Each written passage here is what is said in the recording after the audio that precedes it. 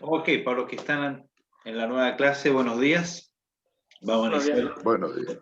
la clase de la Parsha Vayehi, en la última del libro de Bereshit de Génesis, con nuestro Hassan y Moré Julio Litvak. Así que Litvak, sí. muchas gracias, Julio. Así que No, encantado. Enchanté. Bueno, empecemos con esta para allá. Esta para allá tiene algo súper entretenido y distinto a todas las demás parashot.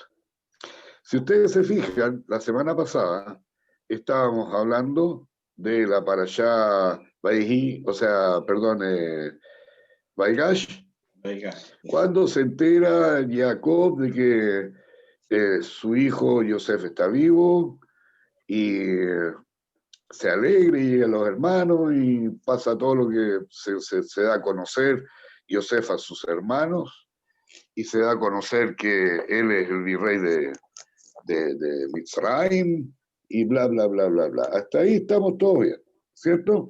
Pero esta para allá, no hay espacios en esta para allá. No hay ningún espacio.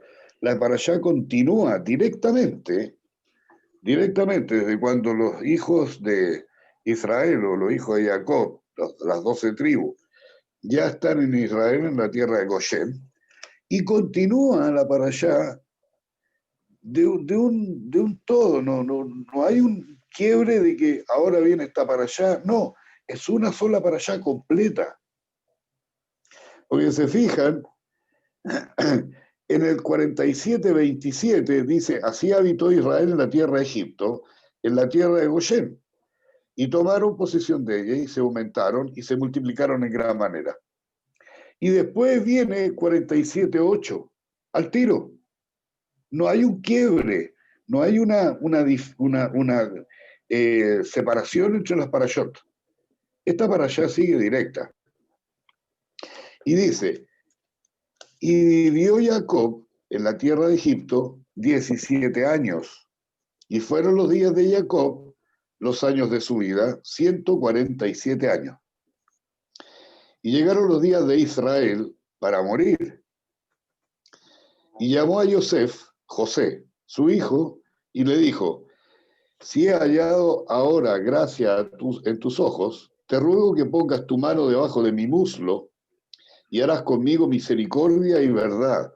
Le dice misericordia y verdad, le dice Gesed ve'emet, misericordia y verdad. Gesed ve'emet. Te ruego que no me entierres en Egipto, en Israel. ¿Ya? Aquí hay una cosa interesante.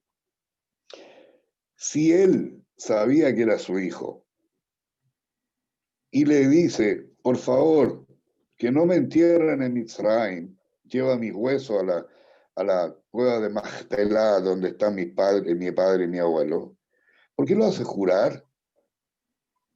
Pregunto, ¿es porque tenía desconfianza de su hijo? No, la respuesta es otra. Él le hizo jurar, porque Yosef le dijo, sí, papá, te voy a llevar a la cueva de Majpelá, donde en la tierra, en Eretz Israel, o en la tierra prometida, Canaán, para que te entierren allá. Pero se cortó la imagen. Sí. Entonces le dice, ¿por qué lo hace jurar? Porque como era el virrey de Mitzrayim, de Egipto, lo más probable es que el faraón se iba a negar al que él se fuera de Egipto y lo dejara abandonado por los días de duelo. Entonces, ¿cuál sería la respuesta del virrey de Egipto? Es que yo juré juré en vida a mi padre y lo juré. Entonces era inapelable. No podía decirle que no saliera de Egipto. Tenía que hacerlo. Lo tenía que dejar salir. Por eso lo hizo jurar. Continuamos. Mas cuando descanse con mis padres, me llevarás de Egipto, de Mitzrayim, y me sepultarás en el sepulcro de ellos. Y Yosef respondió, haré como tú dices. E Israel dijo, júramelo. Y Yosef le juró. Entonces Israel se inclinó sobre la cabecera de la cama. Ahí está la respuesta. Porque para que el faraón no tuviera forma de negarle a su hijo la posibilidad de que llegara a su entierro en la cueva de Macpela. Ahora, seguimos. El Pérez 48. Jacob bendice a Efraín y Menashe. Aquí tenemos una cosa importante también que hay que ver. Sucedió después de esta cosa que dijeron a Yosef: he aquí tu padre está enfermo, y él tomó consigo a sus dos hijos, Menashe y Efraín. Acuérdense que dice Efraín y Menashe, pero aquí dice Menashe y Efraín. ¿Quién era el mayor? Efraín. Menashe. No. No, Menashe. Menashe es el mayor, y Efraín.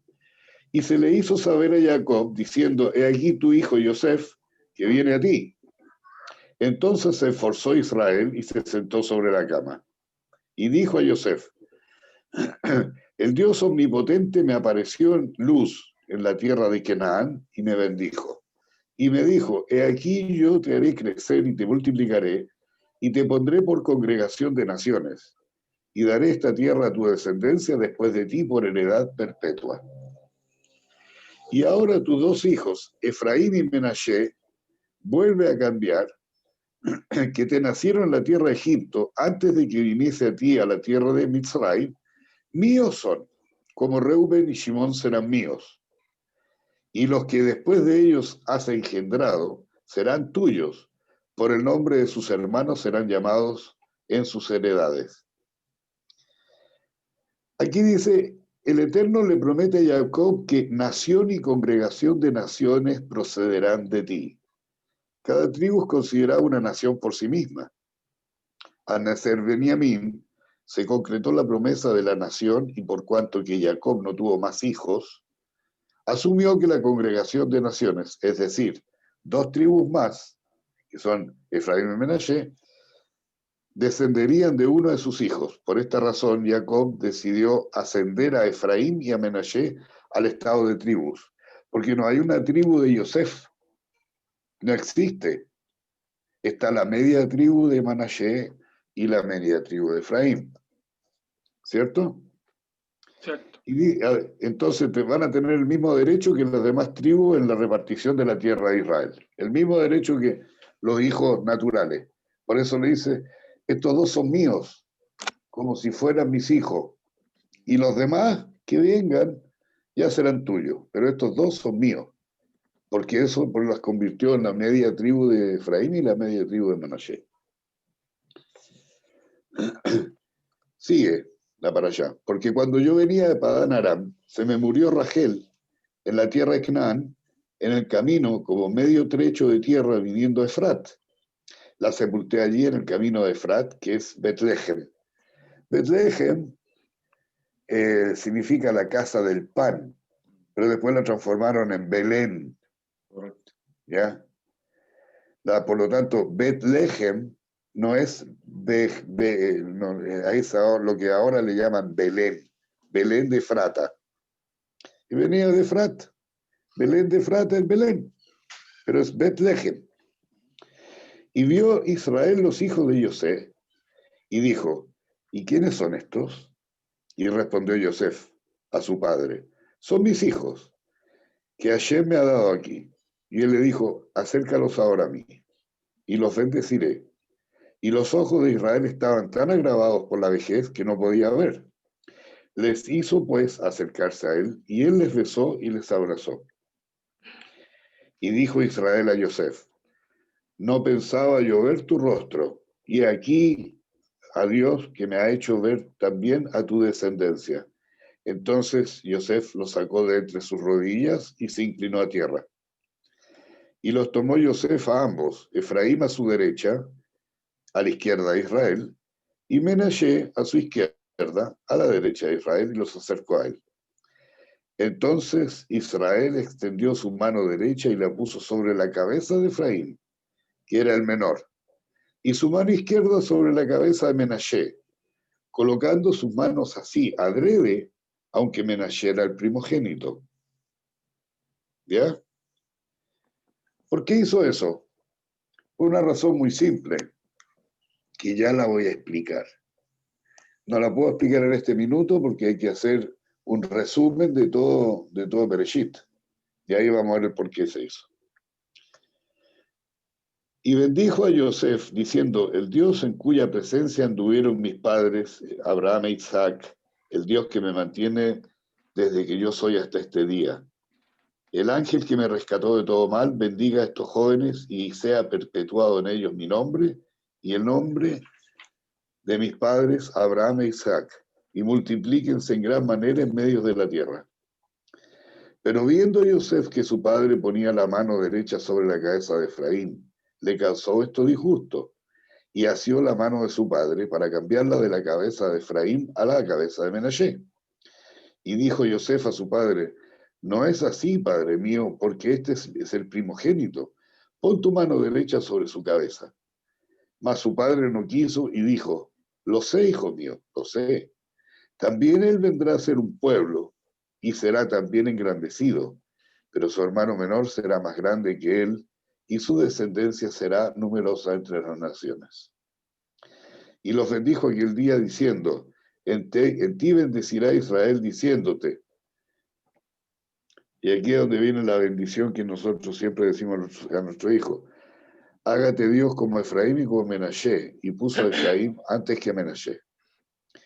Y dijo Israel a Yosef, he aquí yo muero, pero Dios estará con vosotros y os hará volver a la tierra de vuestros padres. Y yo te he dado a ti una parte más que a tus hermanos, la cual tomé yo de mano de Lemorí con mi espada y con mi arco. Esta frase es media rara, pero hay que explicarla. Cuando fue el problema con Dina, ¿cierto? Entraron Shimón y Leví, entraron y mataron a los hijos de Gemor, ¿cierto? Pero ¿por qué habla primero de espada y después con mi arco? Porque en una guerra generalmente las palabras son como el arco que disparan de distancia. Es traición, no se ve, pero la espada es cuando está en directa confrontación con alguien.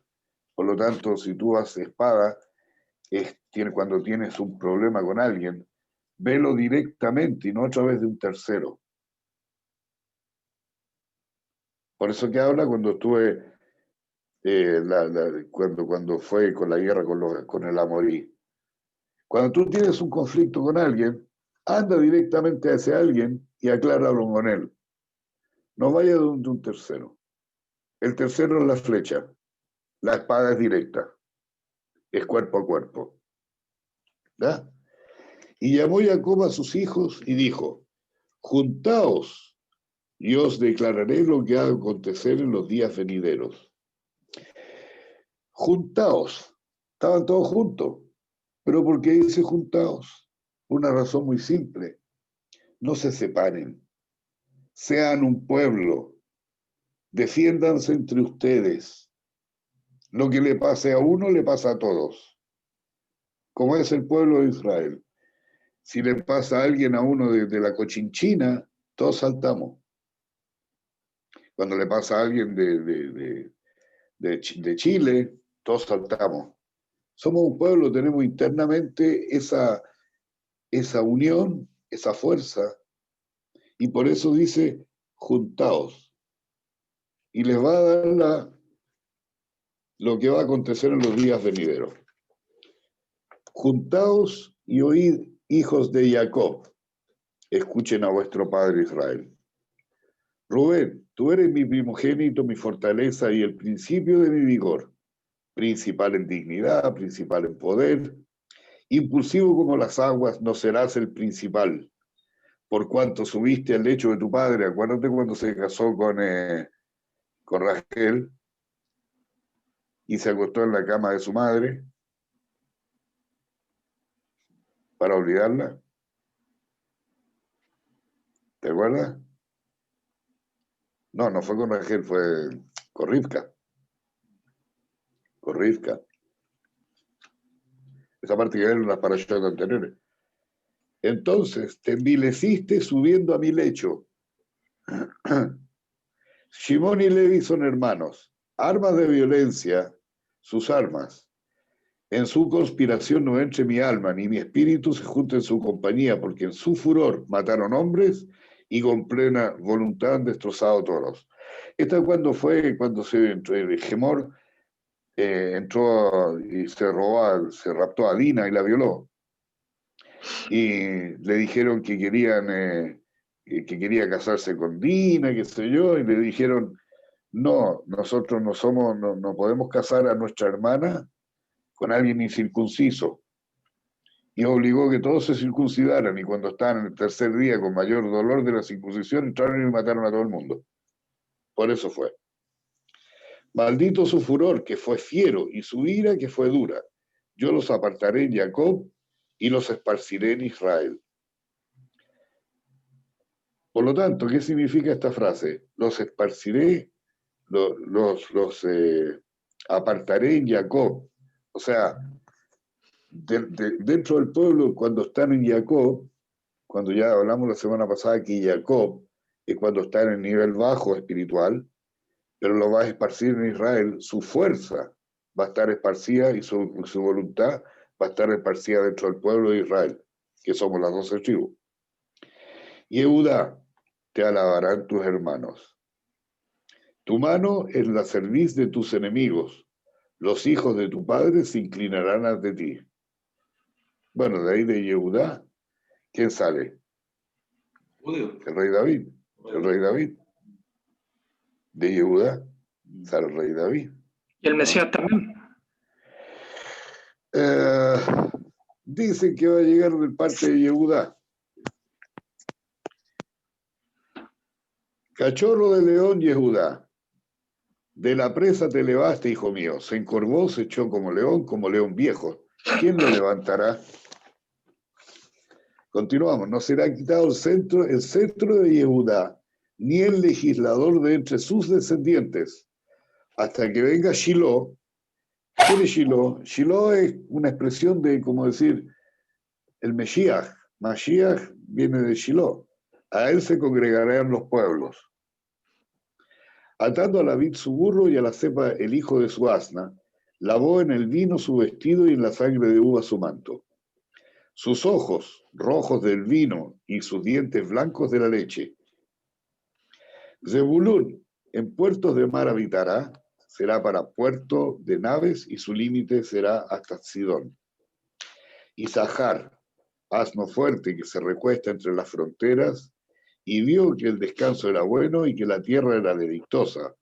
Bajó su hombro para llevar carga y fue un trabajador. Dan vengará a su pueblo como una de las tribus de Israel. ¿Quién venía de Dan? Daniel. Daniel, el profeta Daniel. Será Dan serpiente junto al camino, víbora junto a la senda, que muerde los talones del caballo y hace caer hacia atrás al jinete. Su salvación espero, oh Eterno. Gad, ejército lo cometerá, mas él acometerá el fin. El pan de Asher será sustancioso, él dará deleites al rey. Neftalí, sierva mensajera que pronunciará dichos hermosos.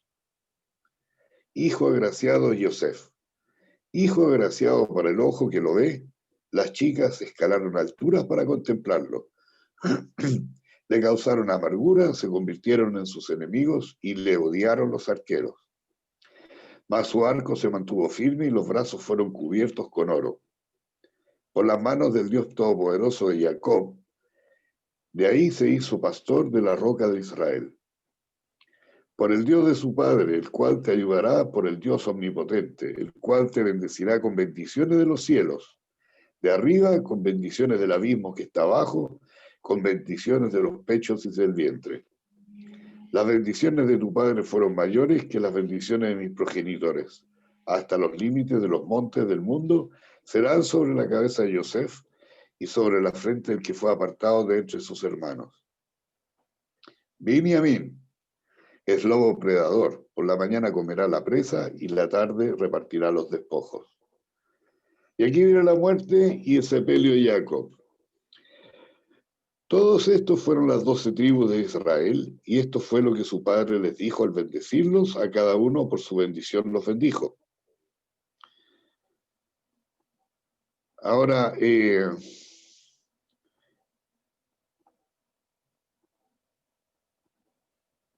sigamos. Les mandó luego y les dijo, yo voy a ser reunido con mi pueblo. ¿A quién se refería mi pueblo? Abraham, Abraham y a Jacob, o sea, y a Isaac. Sepultadme con mi pueblo, con mis padres en la cueva que está en el campo de Efrón el Gití, en la cueva que está en el campo de Macpelá, al oriente de Mamre, la tierra de Canaán, la cual compró Abraham, con el mismo campo de Efrón el Gití para heredad de sepultura. Este campo no fue un regalo de Gití, de Efrón. Este fue comprado por 400 shekalim, por 400 shekels de plata. Hay un contrato. Por lo tanto, esta cueva de Macpelá está en Hebrón, que se lo atribuyen los otros que... Ahí está la roca la roca del templo y todo lo demás. No, ahí está la cueva de Macpelá. Y es por heredad eterna que la compró Abraham, la compró con plata, con dinero. Es un contrato comercial para hacer sepultura por la eternidad. Allí sepultaron a Abraham y a Sara, su mujer. Ahí sepultaron a Isaac y a Rivka, su mujer. Ahí también sepulté yo a Lea. La compra del campo y de la cueva que está en él fue de los hijos de Het. Y cuando acabó Jacob de dar mandamiento a sus hijos, encogió sus pies en la cama y expiró. Y fue reunido con sus padres. Entonces echó Yosef sobre el rostro de su padre y lloró sobre él y lo besó. Y mandó Yosef a sus siervos, los médicos, que embalsamasen a su padre, y los médicos embalsamaron a Israel. Y se cumplieron 40 días, porque así cumplían los días de los embalsamados, y lo lloraron los egipcios 70 días. Y pasados los días de su luto, habló Yosef a los de la casa del faraón, diciendo, si he hallado ahora gracia en vuestros ojos, os ruego que habléis en oídos del faraón, diciendo, mi padre me hizo jurar. ¿Te acuerdas que habíamos hablado del juramento? Diciendo, he aquí que voy a morir en el sepulcro que cavé para mí en la tierra de Canaán, allí me sepultarás. Luego, pues, que vaya yo ahora y sepulte a mi padre y volveré. Y Faraón dijo, ve y sepulta a tu padre como él te hizo jurar. ¿Estamos? O sea, el juramento no fue porque no le tenía confianza, sino que el juramento fue justamente para hacer que el faraón respetara su juramento. Entonces Yosef subió para sepultar a su padre y subieron con él todos los siervos del faraón, los ancianos de su casa y todos los ancianos de la tierra de Egipto. Y toda la casa de Yosef y sus hermanos y la casa de su padre solamente dejaron en la tierra de Goshen sus niños y sus ovejas y sus vacas. Subieron también con él carros y gente de a caballo y se hizo un cortejo muy grande. Y cuando llegaron a Goren Atad, que está al otro lado del Jardén, o el río Jordán, hicieron allí una grande y muy triste lamentación. Y Yosef hizo a su padre duelo por 7 días. Y viendo los moradores de la tierra, los Kenaní, el llanto de Goren Atad, en Goren Atad dijeron, llanto grande es este de los egipcios. Por eso fue llamado su nombre Abel Mitzraim, que está al otro lado del Yardén. Hicieron pues sus hijos con él según les había mandado. Lo llevaron sus hijos a la tierra de Canaán y lo sepultaron en la cueva del campo de Macpelá, la que había comprado Abraham con el mismo campo para heredad de sepultura de Efrón el Gití al oriente de Mamre. Continuamos, falta poco. Quedan como 60 páginas todavía. No. Y volvió Yosef a Egipto, porque como era el visir o el segundo al mando, tenía que regresar a Egipto. Él y sus hermanos y todos los que subieron con él a sepultar a su padre después que lo hubo sepultado. Aquí viene la parte importante. Viendo los hermanos de Yosef que su padre era muerto, dijeron: quizás nos aborrezca Yosef y nos dará el pago de todo el mal que le hicimos. Y enviaron a decir a Yosef: tu padre mandó antes de su muerte diciendo: así diréis a Yosef. Así diréis a Yosef: te ruego que perdones ahora la maldad de tus hermanos y su pecado, porque mal te trataron. Por tanto, ahora te rogamos que perdones la maldad de los siervos de Dios, del Dios de tu padre. Y Yosef lloró mientras hablaban. Vinieron también sus hermanos y se postraron delante de él y dijeron: henos aquí por siervos tuyos. Y les respondió José: no teman. ¿Acaso estoy yo en lugar de Hashem? ¿Y ustedes pensaron mal contra mí? Dios lo encaminó a bien para hacer lo que vemos hoy, para mantener en vida a un gran pueblo. Mantener en vida a un gran pueblo. Eran 12 hermanos con sus familias, entraron 70 personas. En este momento ya, entre todas las personas que entraron, con los hijos, los nietos y todo lo demás, habrán sido unas 200 personas. Habla de un gran pueblo. O sea, ya sabía que iba a ser un pueblo, y un pueblo grande. Ya lo sabía. Ahora pues, no tengan miedo. Yo los voy a sustentar a ustedes y a vuestros hijos. Así los consoló y les habló al corazón. Y habitó José en Egipto, él y la casa de su padre, y vivió José 110 años. Y vio José los hijos de Efraín hasta la tercera generación. También los hijos de Magir, hijo de Menashe, fueron criados sobre las rodillas de José. Y José dijo a sus hermanos: yo voy a morir, mas Dios ciertamente los va a visitar y los va a volver a hacer subir a esta tierra, a la tierra que juró a Abraham, a Isaac y a Jacob. E hizo jurar José a los hijos de Israel diciendo: Dios ciertamente los va a recordar y van a llevar de aquí mis huesos. Y murió José a la edad de 110 años y lo embalsamaron y fue puesto en un ataúd en Egipto. Fin del primer libro, Hasek, que significa fuerza, fuerza para continuar. La próxima semana comenzamos con el segundo libro. Ahora vienen algunas cosas que son interesantes de ver. Este es el último libro de Bereshit, o sea, la última parashá de Bereshit.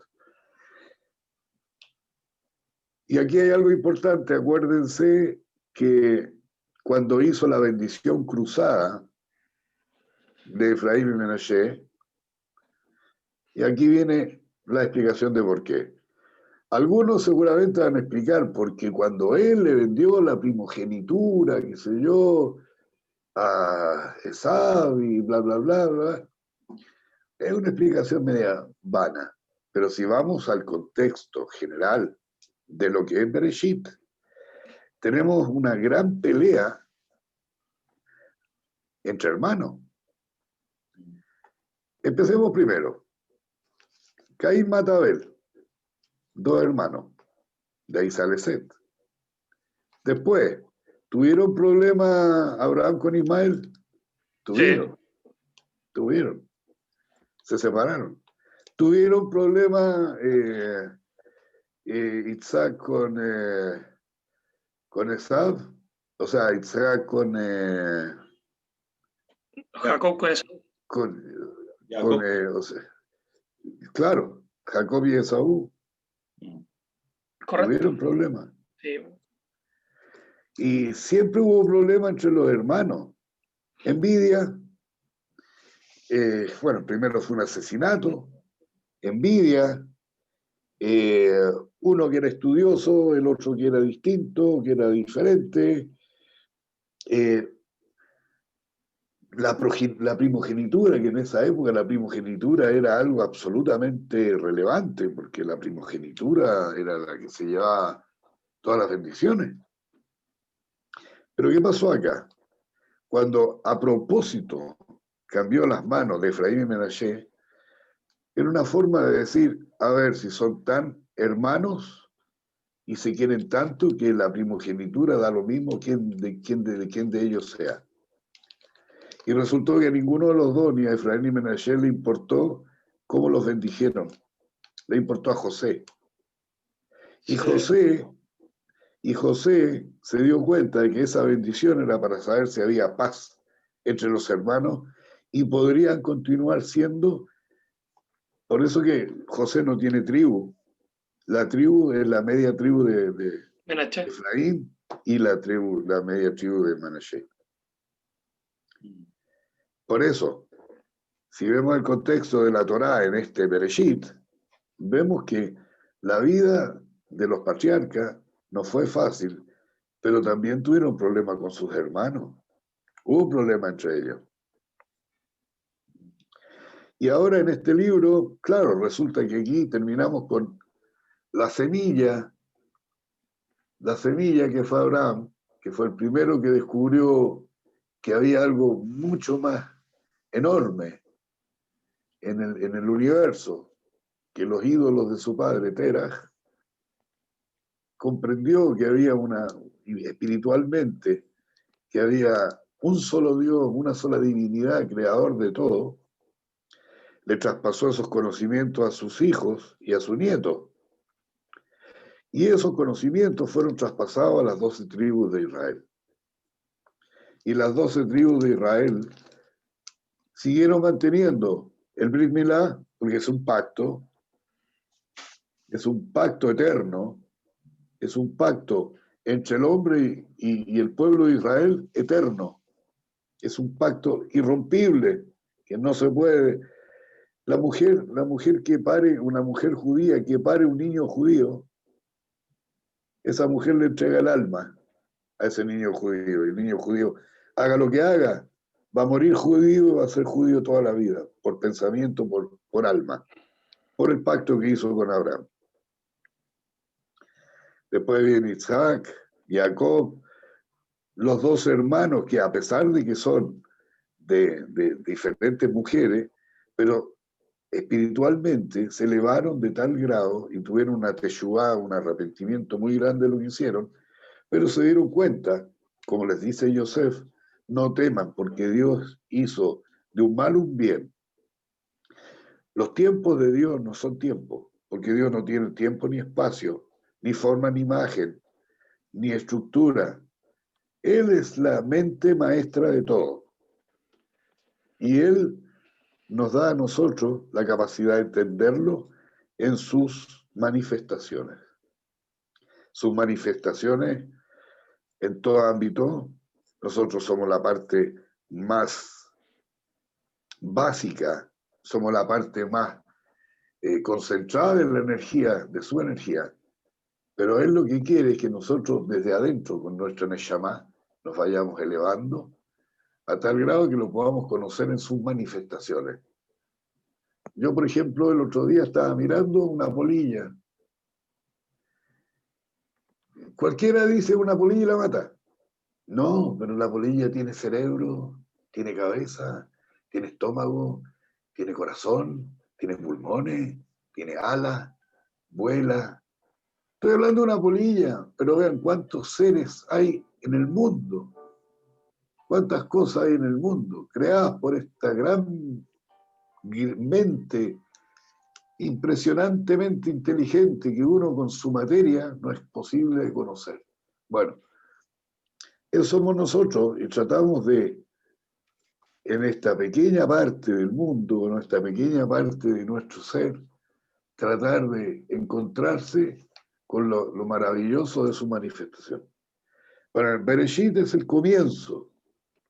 Este primer libro es el comienzo. Después ya continuaremos con la vida del pueblo de Israel y su conocimiento sobre la eternidad y sobre el eterno. Eso es la explicación de Bereshit. ¿Alguna consulta, pregunta, maldiciones, bendiciones, lo que sea? Oye, ¿por qué Sí. habla acá de que voy a generar distintos pueblos? No éramos un solo pueblo con 12 tribus, pero acá no dice que voy a hacer un solo pueblo con varias tribus. Siempre como que se refiere que de aquí nacerán pueblos. ¿Qué se refiere con eso?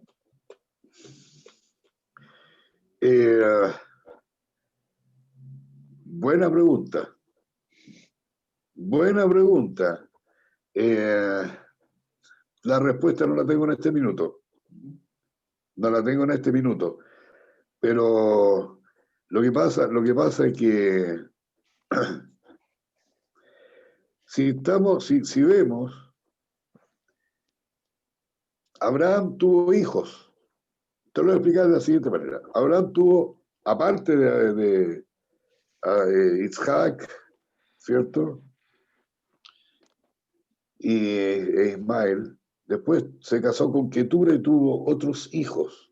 Sí. ¿Ya? Ahí, y cuando se murió Abraham, le entregó regalos y los mandó fuera. Del único que se habla es de Isaac. Los otros hijos que recibieron regalos se fueron a diferentes partes del mundo y fueron los que todavía hoy día se llaman, en la India, por ejemplo, los brahmanes. Los brahmanes, ¿qué son los brahmanes? Los hijos de Abraham enseñaron parte de su filosofía de la vida y parte de su conocimiento, pero le enseñaron entre medio con magia, que se desviaron del camino. Por eso que estamos hablando de otros pueblos. Esav formó otros pueblos también. También se fue con otra gente, se fue con otros pueblos. De ahí nacen otras personas, otros tipos de mentalidades. Me imagino que se refiere a eso. Jacob tuvo los 12 hijos, pero los 12 hijos fueron el núcleo de o sea, la semilla de esta planta que empezó a crecer y dar fruto. Y el fruto se va a ver después, cuando todo el pueblo salga de Mitzrayim, que es el próximo libro, los tome Moshe y les den la Torá directamente. Pero ¿por qué a los otros pueblos no se les dio la Torá? Se les ofreció. Pero muchas leyes de la Torá no estaban dispuestas a aceptarlas. Y el pueblo de Israel dijo, Naaseh v'nishma, haremos y entenderemos. Los otros pueblos primero dicen, sí lo entiendo, y lo hacen mal. Pero nosotros, Naaseh v'nishma, haremos para poder entender por qué. Y de ahí viene la superación espiritual. Creo que esa es la respuesta. Sí, da la impresión de que cuando describe a cada uno, cuando habla de Judá, que es el león y que va a ser sobre, es como que pareciera que la descendencia viene de ahí, porque el judaísmo, que después viene con los exilios, pareciera que sobrevive de esa tribu. Ahora desaparecen y Benjamín, no sé qué pasó, se habrá mezclado. Lo que pasa es que en el año 527, cuando Hashverosh, o sea, cuando Nabucodonosor los toma, destruye el primer templo y se los lleva, Ya habían dos reinos, se separaron los reinos, porque esto era una profecía que tenía eh, Jacob, y no alcanzó a decir la profecía, no la alcanzó a decir cuando murió. Entonces, ¿qué pasa? En el año 525, cuando Nabucodonosor, habían dos reinos, el reino de Israel y el reino de Judá, y estuvieron 70 años en el exilio Sí. en Babilonia. Sí. Muchos se mezclaron con los babilonios y no salieron. De hecho, con Ezra y Zorobabel salieron 30.000 Yehudim hacia Israel para tratar para hacer el segundo templo, ¿cierto? Entonces, las tribus perdidas, algunos se quedaron ahí y formaron otros pueblos. Y algunas personas mezcladas de la misma tribu se fueron a Judá y formaron el reino de Judá, que después con todos los problemas que hay, de ahí venimos, por eso nos llamamos judíos.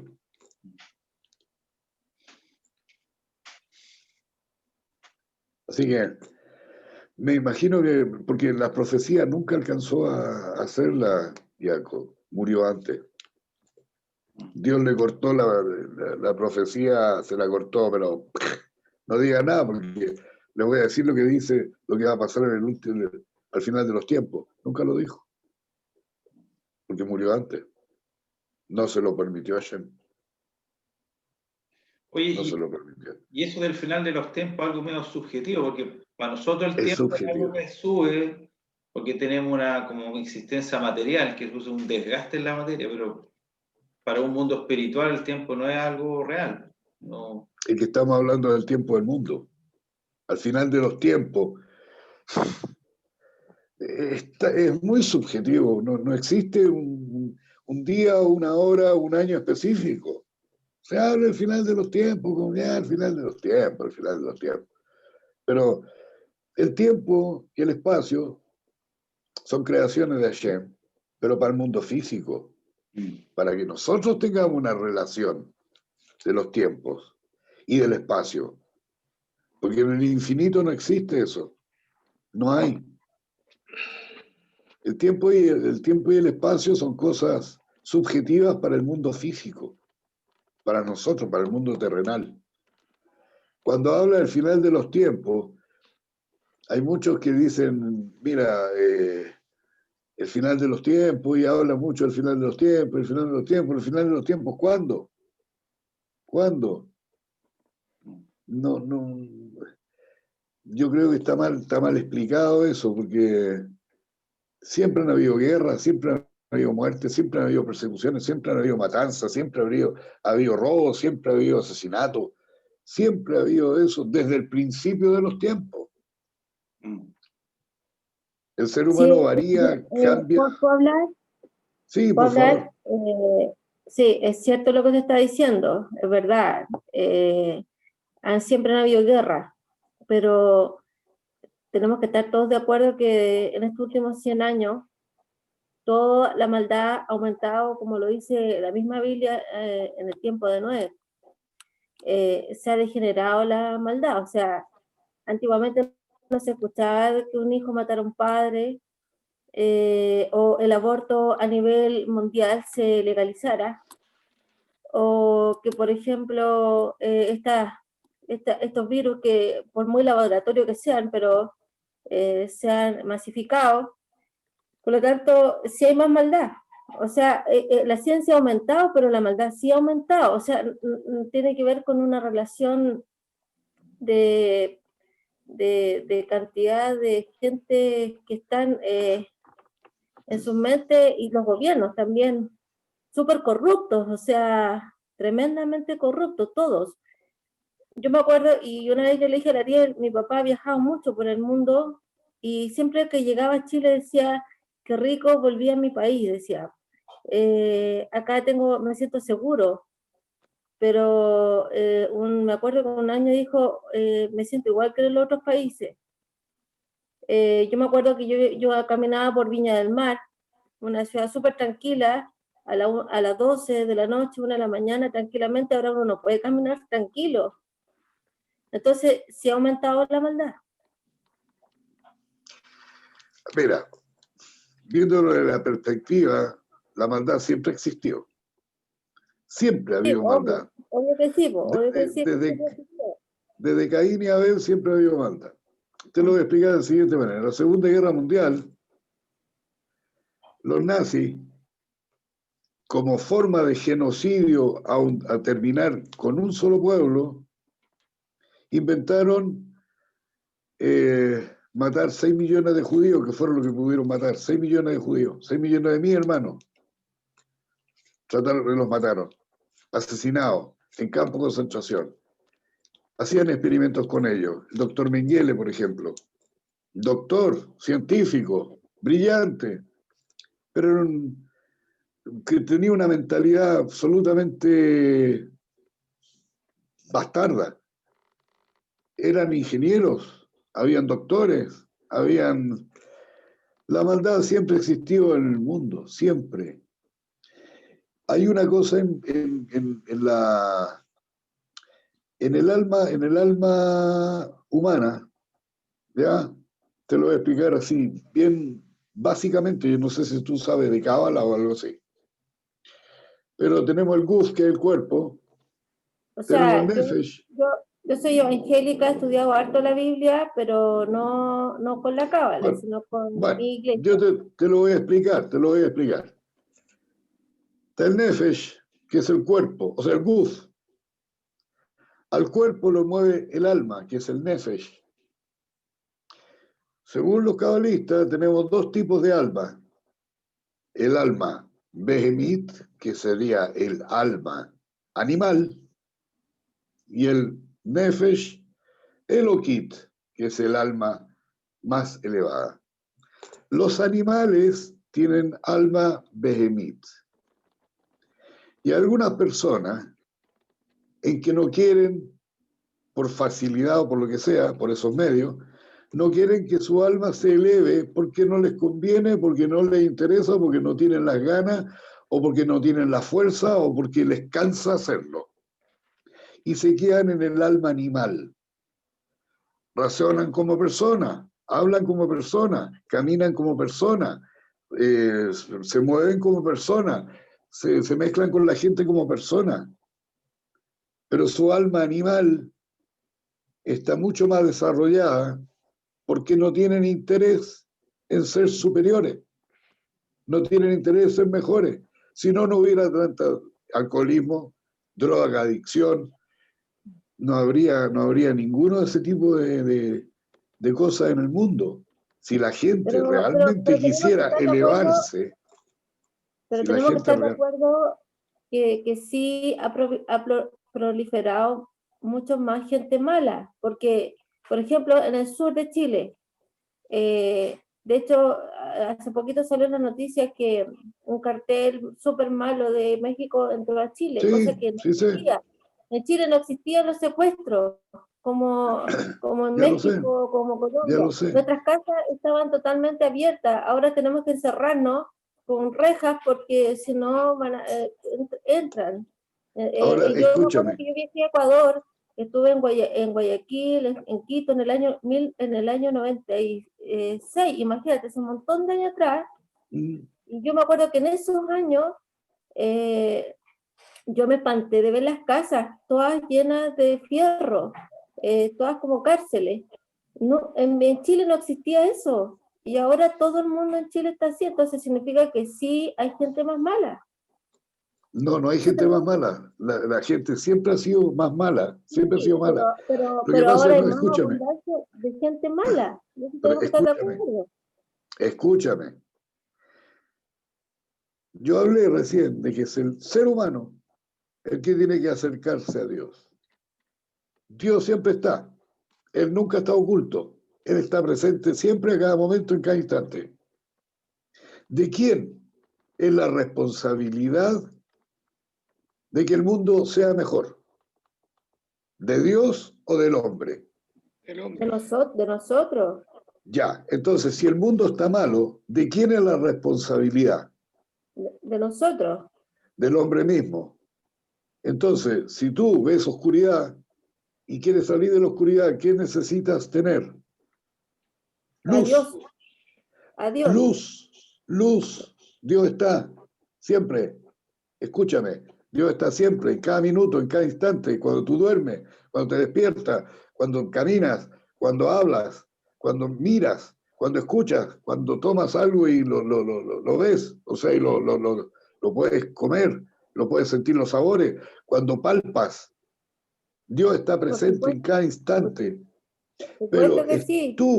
es tu labor como persona ser No, pero mejor que para usted, mejorar al no, mundo. pero que yo estoy hablando, mi conversación con usted se basa porque usted habla de los fines de los tiempos, usted empezó a preguntarse qué era para usted el fin de los tiempos y que Cualquier cosa.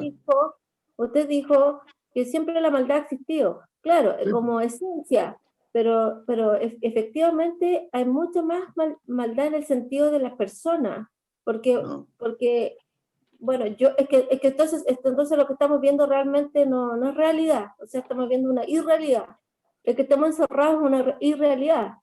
El que no podamos salir a la 1 de la mañana tranquilo es una irrealidad, es No, una es realidad. real. Es real. Entonces, a eso me refiero. Es real. Entonces significa que efectivamente hay más cosas malas que Ya, no ¿y cómo hacen, se hay muchas solucionan las más cosas? armas, hay muchas más drogas, hay muchas más Correcto, alcohol, hay correcto. mucha más prostitución, hay muchas más abortos, hay muchas Sí. más, entonces eso significa que ha aumentado de ¿Y alguna cómo lo manera solucionas? mala. ¿Y cómo lo solucionas? Es que esa solución va a venir de Dios, porque no va a venir del hombre. No. Sí. Bueno, es que ahí está la contradicción nuestra con ustedes. Es que lo que Ahí pasa está es lo la siguiente. contradicción. Lo que pasa es lo siguiente. Ustedes siempre le echan la culpa a cualquier cosa y después le dicen, Dios, sálvame. Pero la salvación tiene que venir de abajo para arriba. Porque Dios te dio libre albedrío de hacer las cosas bien o de hacer las cosas mal. Y que lo que Él pasa es da que el libre. nosotros creemos en el Espíritu Santo, nosotros creemos en el discernimiento espiritual, que a través del discernimiento podemos alcanzar la posibilidad de discernir lo bueno y lo malo. Pero si eso Entonces, siempre ha estado dentro de ti, el claro, discernir. cuando creo, porque el que no cree no tiene el Espíritu Santo. Oye, que quiere hacer también otra pregunta, Jacqueline, para que no sea como un monólogo, que estamos haciendo preguntas. Sí, Jacqueline, que levantó la mano, quería hacer una pregunta. sí, claro. ¿Escucha o no? Yo sí. Oye, Yo tengo una pregunta. Díaz, ahora sí. sí. Ya, ahora sí. Hola. La consulta mía era, ¿en qué libro te basas? Digamos, en la Torá, pero Ya, está traducida al español. ya. Y tengo entendido que la traducción del hebreo al español depende mucho. Hay distancia, digamos, entre los significados de las palabras y se puede Mucha. tener muchas interpretaciones. Sí, Entonces, por ejemplo, cuando hablaba Ariel sobre los pueblos, que en ese momento esa traducción de la parashá puede tener un cierto significado. Entonces, me gustaría saber con qué libro trabajas para, aparte de que también la lectura como lo hacías, era muy, muy clara y muy sencilla, y lo encontré bastante bueno. sí, gracias. Lo que pasa es lo siguiente, la Torá está escrita en arameo, o inicialmente. Ya, tiro. La Torá está escrita en arameo. Y del arameo, después la tradujeron al griego. Después del griego fue traducida al latín. Y después del latín, después ya la tradujeron en todos los otros idiomas y cada uno le puso de su cosecha.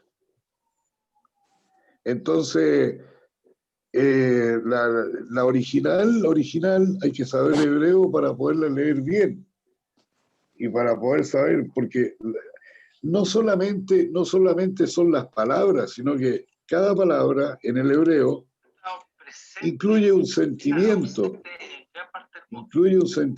incluye una forma de expresión con respecto a lo que se está hablando. Si tenemos la palabra Hashem, por ejemplo, la palabra Hashem, para nosotros los judíos significa el Todopoderoso, el Dios, lo que sea. Pero para cualquier otro dice el nombre. Porque Hashem significa el nombre. ¿Y cuál es el nombre? Nadie lo sabe. ¿Y de qué te sirve saber el nombre? Aquí voy a contar una pequeña historia. Había un rey muy poderoso que tenía un hijo. El rey era muy querido, muy querido y muy respetado. Y los cortesanos le decían, Su Majestad, Señor, mi rey. Y los vecinos, los de las villas, qué sé yo, le decían, oh, Señor, qué grande eres. Y el rey se llamaba, por ejemplo, Francisco. Algunos le decían Don Francisco, otros le decían Panchito, otros le decían. Y hubo un gran terremoto en ese reino, un gran terremoto. Y él salió a atender a la gente del pueblo, y algunos le decían, gracias mi señor, gracias mi rey. Uy, señor, qué grande eres, te agradezco tanto. Y de repente se siente un grito al interior del palacio, ¡Papá! Y el rey dejó todo botado y fue a ver a su hijo. ¿De qué te sirve saber el nombre? Si él atiende a todos. Y él va a correr a salvar a su hijo. Entonces, muchas expresiones del hebreo están dadas de esa manera. Son expresiones de adentro del alma. Pero si no sabes el hebreo, no las puedes entender, porque hay un dicho romano que dice traductore traditore. El traductor es un traidor, porque él ve las cosas de acuerdo a su forma de pensar, a su forma de ser, a su forma de expresarse, pero el sentido correcto, a lo mejor no. Por eso que ojo con leer las Biblias, que está muy manipulada, muy manipulada. Hola, ¿qué tal? A ti. Perdón, ¿tu nombre cuál es? ¿A quién? ¿A ti? El mío, Natanael. Don Julio, soy yo, Hola, Nata, Don hola, Gato. hola, Don Gato. ¿Cómo estamos? Oiga, don Julio, quería yo aportarle respecto a lo que estaba diciendo delante, del Ya. alma animal y el Ya. alma, el otra alma que nosotros tenemos. Sí, Sí. dice la Biblia que el hombre animal no percibe las cosas que son del espíritu, porque le son No, locura. Respecto a lo que decía María Paz, cuando una persona no tiene ese sentimiento de buscar el deseo de buscar la luz, el deseo de hacer lo correcto, el deseo o la cabanada de poder servir al Eterno, a Dios en este caso, no entiende nada. Efectivamente, así. No puede entender muy bueno. lo de las almas, no puede entender lo de la maldad, no puede porque, bueno, y también respecto a lo que ella decía de la violencia y de la maldad, gracias al Santo Bendito todavía no llegamos al punto en que hayan tan pocos justos como para que Dios quiera destruir el mundo, como ha destruido otras ciudades antes y ha destruido gente antes.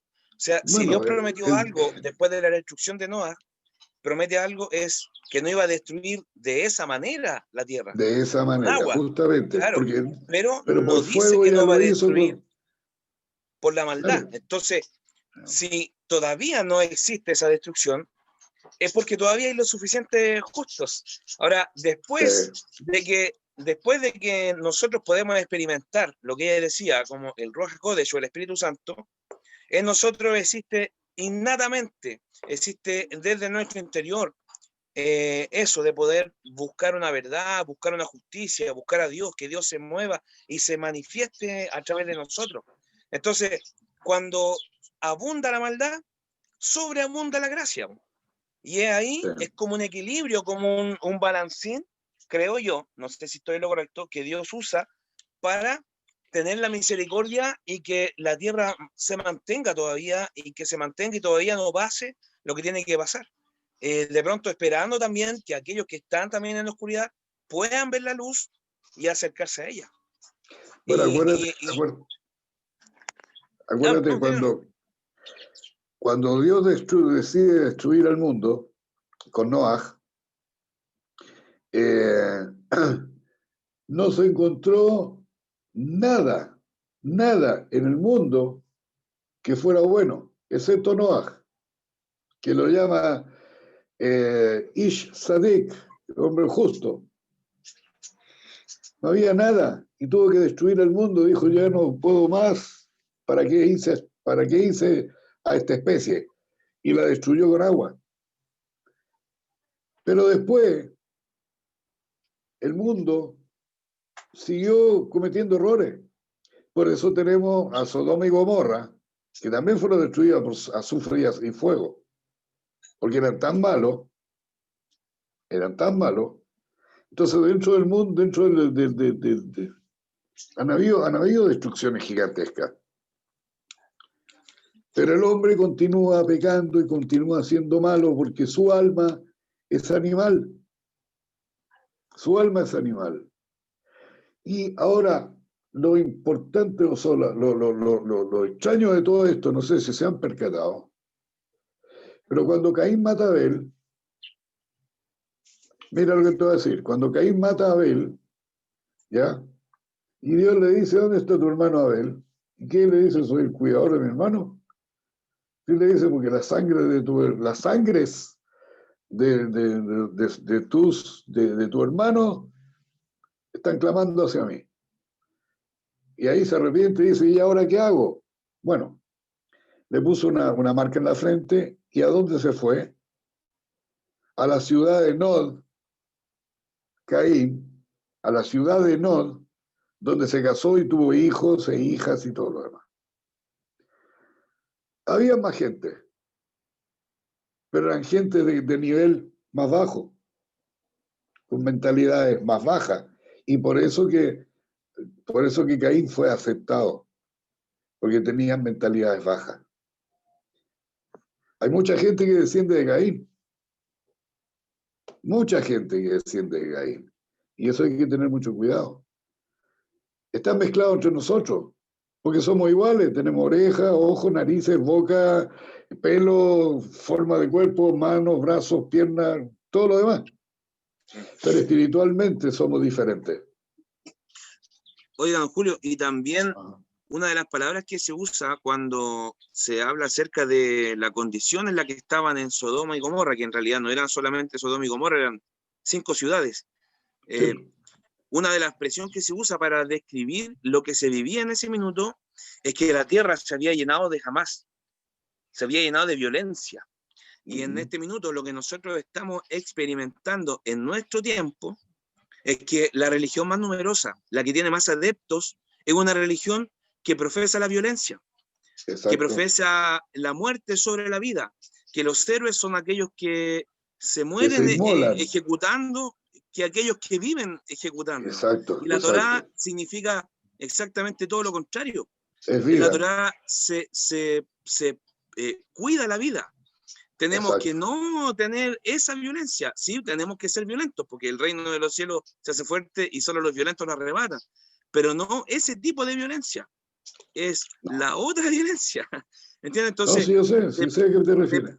De pronto en este minuto, María Paz también tiene mucha razón cuando dice que ahora la maldad se está aumentando y se ve más que antes, porque más que antes ahora hay ese tipo de religión que es la de nuestros adversarios, más numerosa.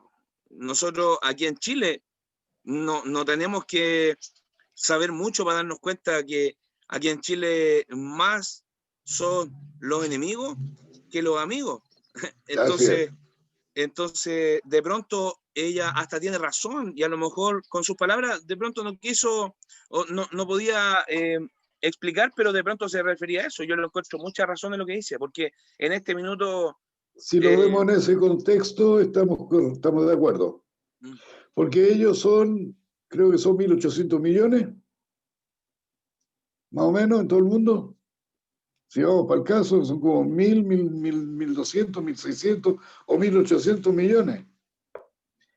Y que para ellos su gran acto de amor hacia el creador es inmolarse, matar y conquistar a todos y obligarlos a todos a que piensen como ellos. Ya sabemos de quién estamos hablando. Oye, ya llevamos pasado la hora. Uy, tanto. Sí. No te puedo creer. Yo les quiero aprovechar a los que no son judíos en la forma como se estudia la Torá. Lo más importante acá son las preguntas, no las respuestas. Es una forma de estudio, yo sé que es diferente, porque a uno le gusta tener respuestas, pero en general la Torá te pide preguntas. Cuestiona, Siempre. Pregunta, porque lo que diga Julio no es la verdad, es un punto de vista. Lo que diga María Paz es otro punto de vista. Lo que diga Natán, otro punto de vista. Y así nos vamos enriqueciendo. ¿Cuál es la verdad? Cada ser humano tiene una capacidad muy limitada de ver algo, porque somos seres humanos. Y la forma de ver esa luz, a mí me gusta más verlo desde gente de distintas religiones, pero entendiendo que hay un método que es muy bueno, que lo hemos ocupado en el judaísmo desde tiempos quizás milenarios, que Talmúdico. no es bueno el que hace respuestas, sino el mejor talmid, el mejor alumno, el que hace las mejores preguntas, porque te empezás a cuestionar. No es que la Torá sea falsa ni la Biblia ni las profecías, sino mi capacidad de entendimiento es muy limitada. Las profecías son reales, absolutamente, lo que dice el mundo evangélico. Sí. Van a pasar, pero ¿cómo? No sabemos bien. Puede ser que tengan razón María Paz, que puede ser, son distintas intensidades. Es muy probable que el mal ha subido mucho en Chile y eso es algo latente, imposible no negarlo, pero también se va mezclando. El bien ha subido en los países árabes. En Alemania en un momento quizás fue el peor infierno de la tierra con el Holocausto, ahora es un excelente país. Entonces también es un movimiento permanente. Bueno, Sí. Julio, muchas gracias por la clase, estuvo muy interesante. Encantado. La intervención, a Natán, a Jacqueline, a los que participan. No hay algo negativo, no hay ningún punto de vista malo, son puntos de vista. Y Sí, yo sé. Y cuando... Ahora, oye, perdona, no te lo voy a contar el cuento, te voy a dejar la reseña nomás. ¿Ya? Para aprender el Talmud. Acuérdame la próxima semana ¿Ya? que te cuente el cuento de los dos gallos, o sea, las dos personas que se caen a la chimenea. Ya, lo voy a anotar, que se cae a la chimenea. Vamos a preguntar. Que se caen de la chimenea. Ya. Para que veas cómo se estudia el Talmud y cuántas distintas formas de pensar hay. Así es. Así que acuérdame. Perfecto. Bueno, y otra cosa para decirle, el judaísmo enseña mucho con cuentos muy simples, como le enseñó Juan Jesús con parábolas, como que desafía el intelecto humano que a veces se cree tan soberbio. Con un simple cuento te destruye completamente, quizás todo un análisis filosófico, quizás que el hombre cae en la soberbia, tiene ese gran problema, que como piensa y tiene un pensamiento muy elevado a veces, muy interesante a través de la razón, y a veces un simple cuento te lo destruye inmediatamente. Es lo que cayó Baruch Espinosa. A veces también. Yo también he leído a Baruch Espinosa y resulta que leerlo varias veces y ahí te das cuenta que tiene algunas fallas porque está muy metido con Descartes de la parte helenística. Entonces, ya, eso es otro cuento para otra discusión. Ya, oye, lo voy a subir a YouTube, a los que lo vean en YouTube, ojalá que lo compartan, que le pongan like, y la próxima semana empezamos con Éxodo, con la Parshat Shemot. Así es. Ok, ya, muchas gracias, que estén súper bien. Shalom muchas a gracias, todos. Ariel, muchas gracias, don Julio, María Paz, un gusto. Encantado, shalom, shalom. Carlos, Luis, Jacqueline. Gracias, don Julio. Nos vemos el próximo domingo. Gracias, encantado, chao. Gracias, Chalón. Chao. Shalom, shalom.